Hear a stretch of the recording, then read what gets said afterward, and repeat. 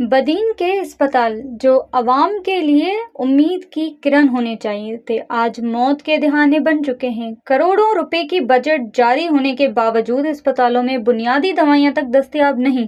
سوچیں ذرا، 108 اسپتال سندھ حکومت نے PPHI کے حوالے کیے تاکہ مریضوں کو مفت علاج اور سہولتیں مل سکیں، مگر حقیقت یہ ہے کہ ان اسپتالوں کے دروازے تو کھلے ہیں لیکن اندر صرف مایوسی ہے۔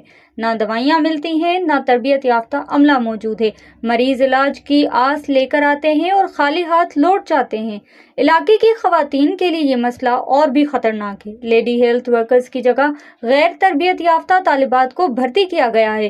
نتیجہ یہ کہ زچگی کے دوران کئی کیسز بگڑ جاتے ہیں۔ ماؤں کو بڑے شہروں کے اسپتالوں میں ریفر کیا جاتا ہے۔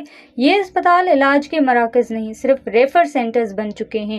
ایمرجنسی کی سہولت، کتے کے کاٹنے کی ویکسین تک دستیاب نہیں۔ کتے کے کاٹنے ہوئے مریضوں کو بھی بدین سے دور انڈس اسپتال روانہ کر دیا جاتا ہے، اور سب سے حیران کن بات یہ ہے کہ کئی مراکز 24 گھنٹے کھلے رکھنے کے وعدے تو کرتے ہیں مگر حقیقت میں چند گھنٹوں بعد ہی بند ہو جاتے ہیں۔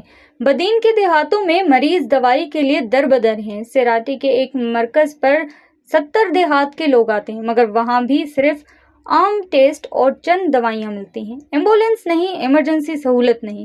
اسپتالوں میں بجٹ تو ہے لیکن سہولتیں غائب ہیں۔ آخر یہ بجٹ کہاں جا رہی ہے؟